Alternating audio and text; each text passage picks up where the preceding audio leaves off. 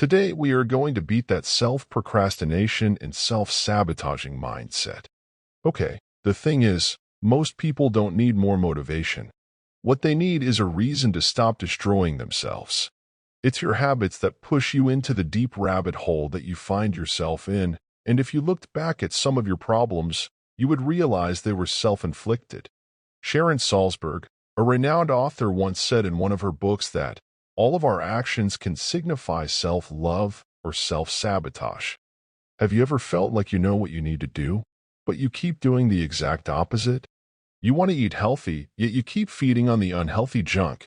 Want to go to the gym, but keep postponing because you want to finish that Instagram reel about Sabrina Carpenter. You plan to study, but keep scrolling for hours stalking those who you feel are better than you. You say you will change tomorrow, but tomorrow never comes. This is self-sabotage, and it's not laziness. It's resistance, disguised as comfort. Believe me, a step now to pursue your dreams will do you a great favor in the future. Do that assignment, go to the gym, read that book, simple. Epictetus once said, "No man is free who is a master of himself." This implies that if beat your bad habits, then you have beat 70% of your problems. Self-sabotage is the quiet rebellion of a mind that doesn't believe it deserves success, that doesn't believe change is safe, that it fears its own power. And that is most of our minds.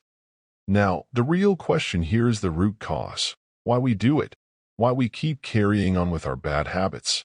It's because the brain doesn't care about your goals. It cares about survival and avoiding embarrassment from failure. Even if your current habits are ruining your life, they are familiar to it. The brain will tell you to go and masturbate other than going to find a partner because you might get rejected in the process. So the unknown, be it success, discipline, or personal growth, is terrifying to it. So it avoids them. Carl Jung said, "Until you make the unconscious conscious decision, your brain will direct your life, and you will call it fate. You are not cursed.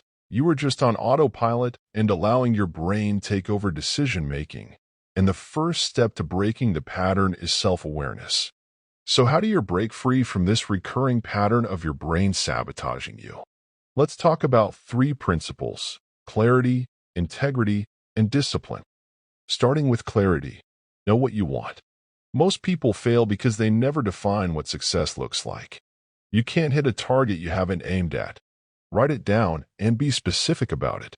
Say, "I will work out 4 times a week and drink 2 liters of water daily," then fucking do it. Seneca said, "If a man doesn't know to which port he sails, no wind is favorable." Clarity creates direction. Direction kills confusion, and without confusion, there's less room for sabotage. Next, do what you say you will do. Your brain is always watching. Every time you break a promise to yourself, you lose trust, and it keeps watching you self-sabotage. A mind that doesn't trust itself will not follow itself. Keep your promises, even the tiny ones. Especially the tiny ones. Say you will groom yourself every morning. Just do it. I will say a prayer every morning. Just say it. I will write 1 page. Write it. Because they are the ones that matter the most when maintaining self-discipline. Marcus Aurelius once wrote that, "Waste no more time arguing about what a good man should be. Be one." Consistency is not about motivation. It's about becoming someone you respect. Fall in love with boredom. You want change, then accept that it will not feel good at first. Building habits is boring, unrewarding, sometimes painful, but that's the price of freedom. Self-sabotage thrives when we expect constant dopamine, that reward for doing absolutely nothing. As Nietzsche said, "He who has a why to live can bear almost any how." Find your why, then build your how, with routines, with structure, and with the patience to toil before you succeed. Here's the truth most people miss. You don't rise to the level of your goals, but you fall to the level of your systems. How are you going to make friends yet you don't socialize or leave your house? So build systems that support the person you want to become. Not perfection, but progress. Not discipline, but identity. Don't just try to work out. Be the kind of person who works out. Don't hope to write more. Be a writer. Simple.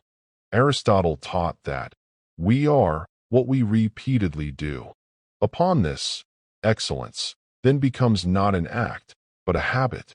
Every time you choose the higher path, even for 5 minutes, you cast a vote for who you are becoming. Self-sabotage is not your fate. It is a symptom of forgetting your power. And you, yes you, are powerful, believe it. You are capable of discipline, clarity, and transformation. You are worthy of the life you keep saying you want. So stop waiting, stop retreating into habits that make you numb, and start showing up for yourself like your life depends on it. Zeno of Citium once said that man conquers the world by conquering himself. You will be successful, young champion. If this video gave you clarity or lit a spark, share it. Drop a comment with one habit you will stick to this week. And don't forget to subscribe because we're just getting started with the journey of self-improvement.